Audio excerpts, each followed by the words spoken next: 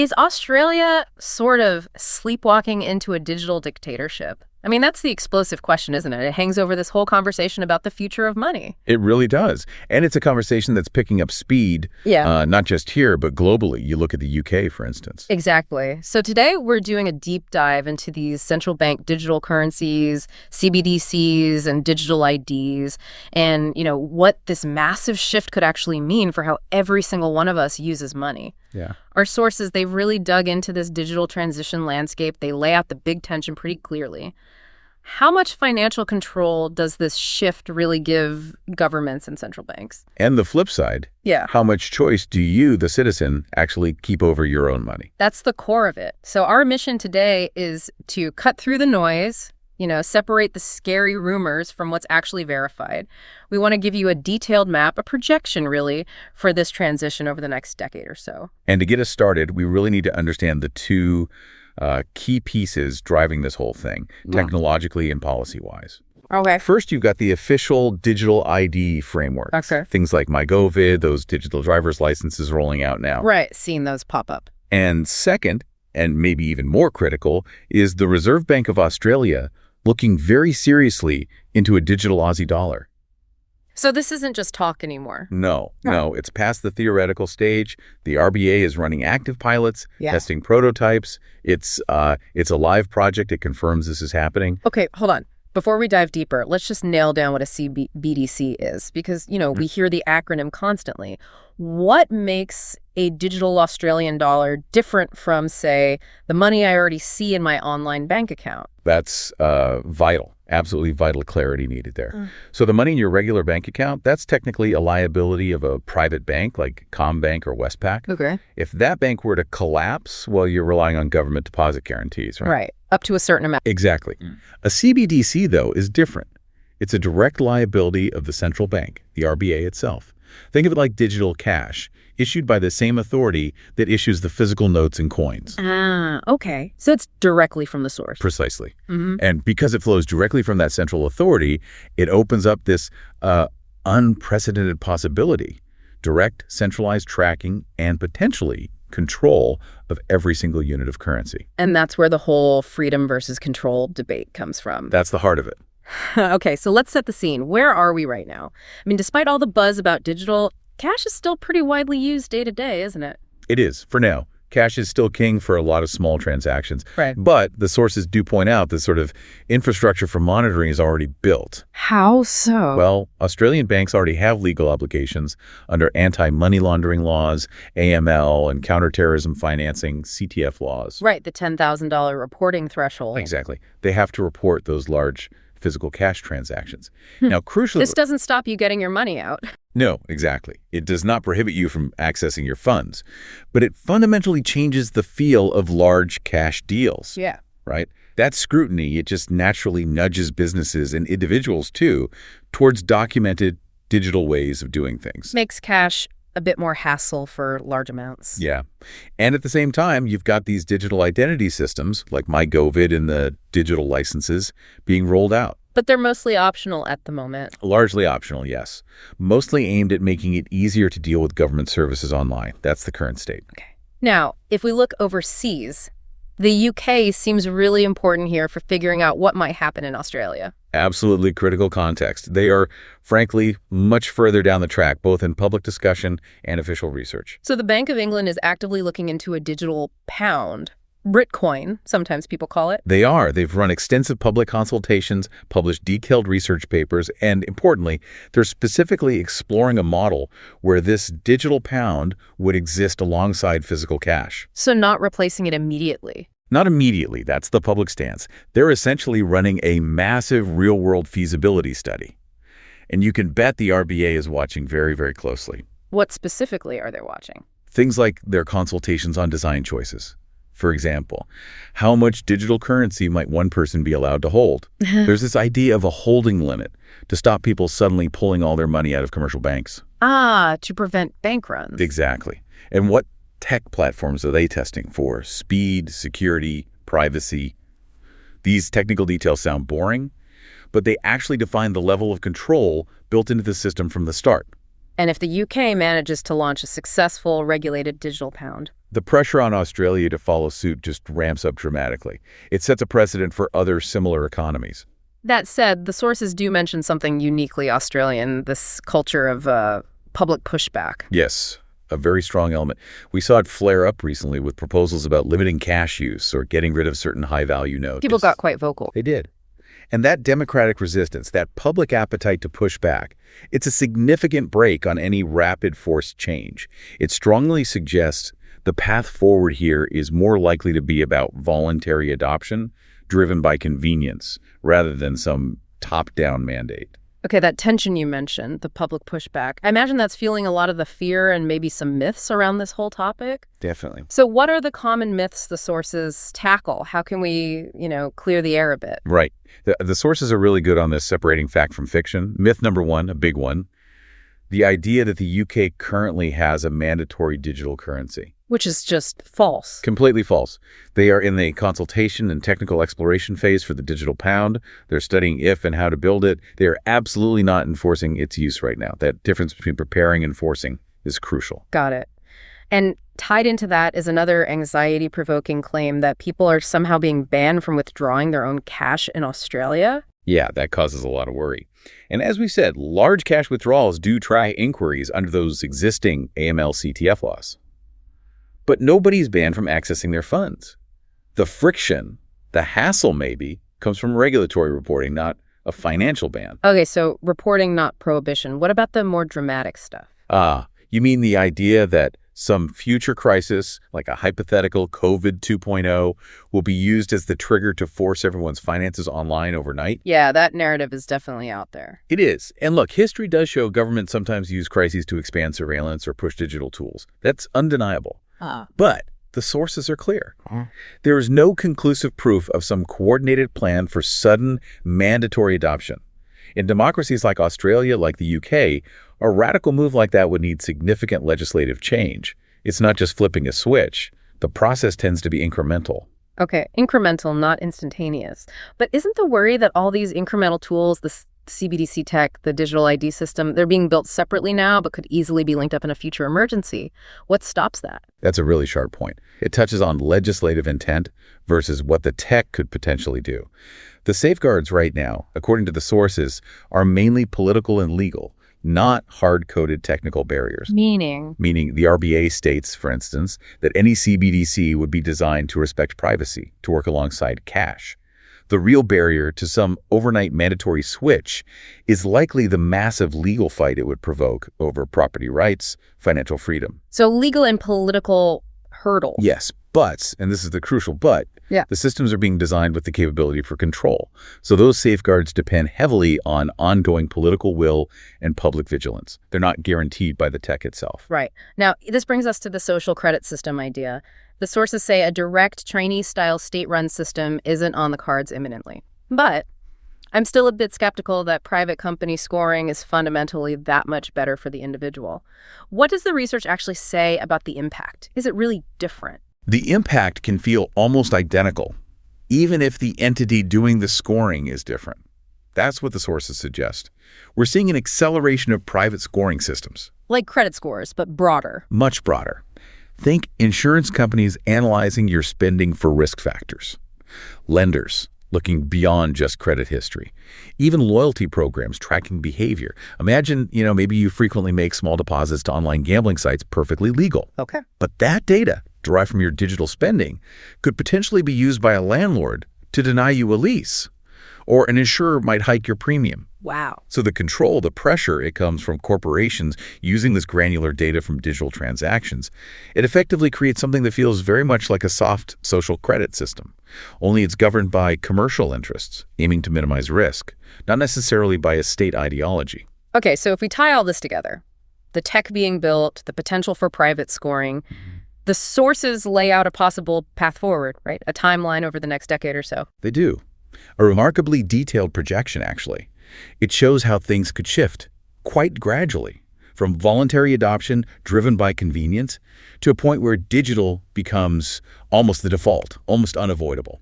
So walk us through that. What's the short term look like, say, the next few years, 2025 to 2027? Okay, short term. Digital IDs gain real traction. myGovID likely becomes the standard way you log in for many government services. Just easier, more efficient. Makes sense. On the money side, CBDC research gets more serious.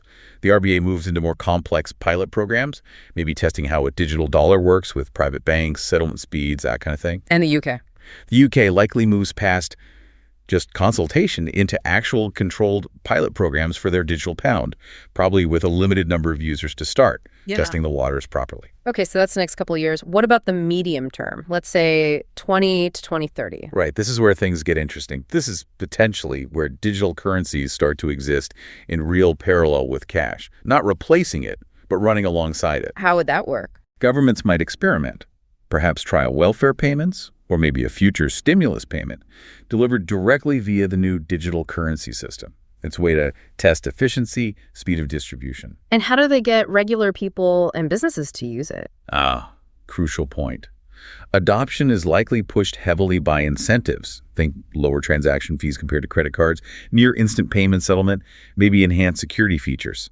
These financial benefits are designed to encourage people and merchants to voluntarily move away from older systems. So making the digital option the path of least resistance, financially speaking? Exactly. The success of this medium-term phase really hangs on making the digital dollar significantly easier and cheaper to use. If a shopkeeper saves, say, 1.5% on every single transaction by taking the digital dollar instead of a Visa or MasterCard, that economic pressure adds up very quickly. Yeah, you can see how that would drive adoption. So the mantra is ease prevails, which brings us to the real crunch point. The transition and long-term, maybe 2031 to 2035. What happens then? This is where wider consumer adoption really takes hold. Not because cash is suddenly banned, but because using it has become, frankly, inconvenient, maybe even expensive in some situations. How so? Merchants increasingly prefer digital, maybe fewer ATMs around. Getting large amounts of cash becomes a hassle. It forces the hand of even those who prefer cash. And critically, this is the period, starting maybe around 2031, where the sources project the big oversight and legislative battles will really kick off. Battles over what specifically? Over the features of programmable money. We'll get into that. But by 2035, the projection is cash usage will have significantly declined, though likely still legal on the books. The UK's digital pound might be fully operational by then. Putting huge pressure on Australia. Huge pressure. Australia will either have to fully commit to its own version or make a clear decision to diverge based on domestic politics and public acceptance. So it sounds like by then the tech is basically mature. The fight isn't about if we have a CBDC, but how it's governed and what it can do. That's exactly the projected shift. Okay, so this accelerated timeline, what does it really mean for the average person listening? Let's focus on the practical risks. The sources suggest they aren't necessarily about sudden government bans, but more about these slow, practical changes to everyday life. That's right. The number one risk highlighted is what's called de facto compulsion, meaning the government doesn't need to pass a law explicitly banning cash. That's de jure. Right. Instead, the risk is that cash just becomes functionally useless. A dead option, as the sources put it. Imagine trying to pay your electricity bill with cash in 2035, or buy groceries at a major supermarket. They might just say, sorry, card or digital only. Exactly. Or maybe they technically accept cash but never have the right change. Or the nearest bank branch where you could actually withdraw physical money is suddenly 50 kilometers away because they've closed all the local ones. The system makes cash unusable through sheer inconvenience and the decay of supporting infrastructure. So the compulsion comes from the system itself, not necessarily a direct order. Which raises that crucial question again. If the government isn't the main bad guy here, who becomes the enforcer of how we use digital money? Well, as we touched on with the myths. Private businesses step into that role. Potentially, yes. This idea of corporate scoring, every tap, every online purchase generates incredibly detailed data. Granular data. Very granular. Insurers, banks, landlords, potentially others could start using this compiled behavioral data to assign risk scores. If your digital spending profile shows patterns they deem risky, even if it's perfectly legal activity, like frequenting pubs or buying lots of lottery tickets, you could be penalized. You could find yourself disadvantaged. Maybe it's harder to get a loan, or your insurance premiums go up, or that rental application gets denied. Your financial life starts being policed by private algorithms seeking to minimize corporate risk, not by a government decree. A sort of outsourced social control. That's one interpretation. And this leads directly to what might be the most profound risk in the whole CBDC conversation: the potential misuse of programmable money. Okay, explain programmable money. What can it actually do? So the technology itself, using things like smart contracts built onto the digital currency tokens, is fascinating. Proponents argue it offers amazing efficiency and targeted help.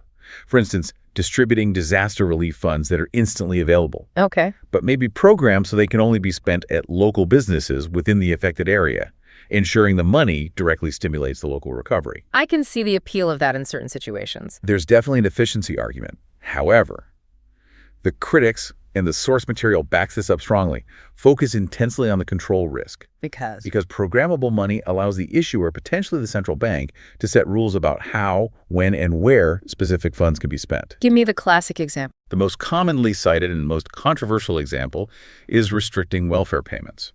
So the funds arrive in your digital wallet, but they might be programmed so they literally cannot be used to purchase certain items deemed undesirable, say tobacco, alcohol, sugary drinks, maybe gambling services. Wow. Okay. Proponents say, well, this ensures taxpayer money is used for essentials. Critics see it as an absolutely unprecedented level of centralized control over individual spending choices, completely removing personal autonomy, even over funds allocated to you. That potential for both incredible efficiency and, frankly, chilling control that really highlights why the sources frame this as a genuine fork in the road, doesn't it? They paint two very different possible futures by 2035. They do. Starkly different. On one side, there's the worst-case dystopia. Describe that future. Okay, 2035, worst case.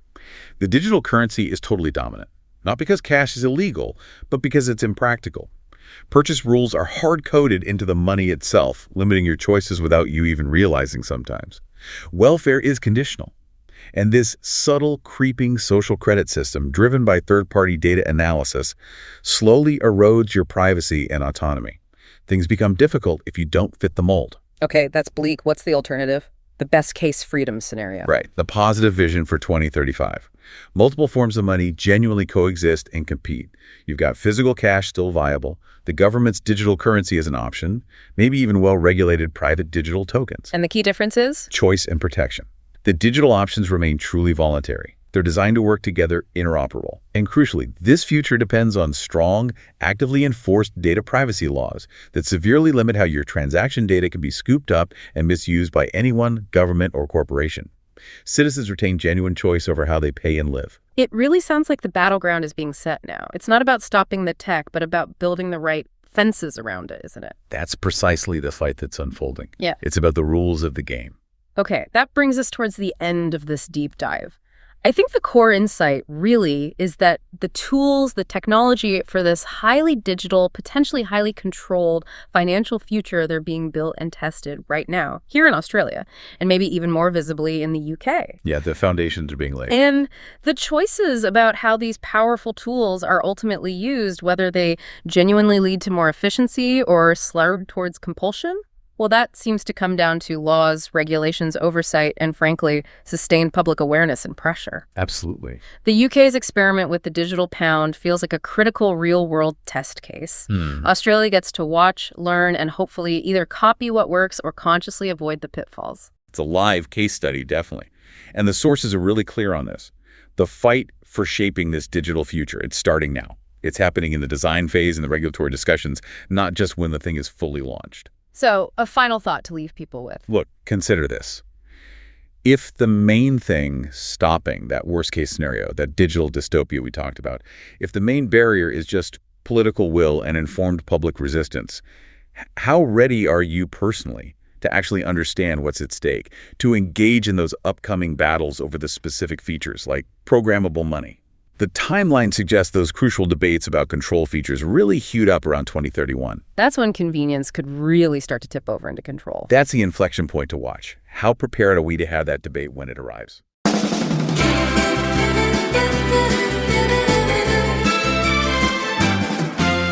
Digital pounds in the UK, rolling out the scheme. Every transaction monitored, no room to dream. Australia's trial balloons, whispers in the air. Limits on withdrawals. what you share.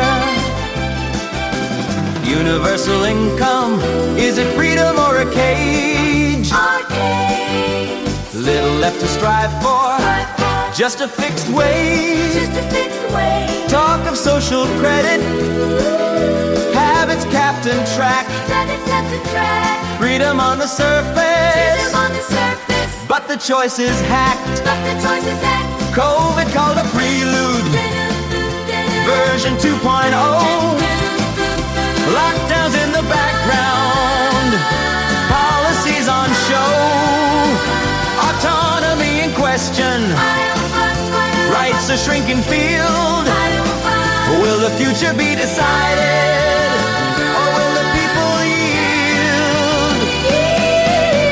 Numbers in control, freedom on the line, every coin accounted, every dollar sign. Digital dictatorships dressed as something new. Are we owning our money, or is it owning you?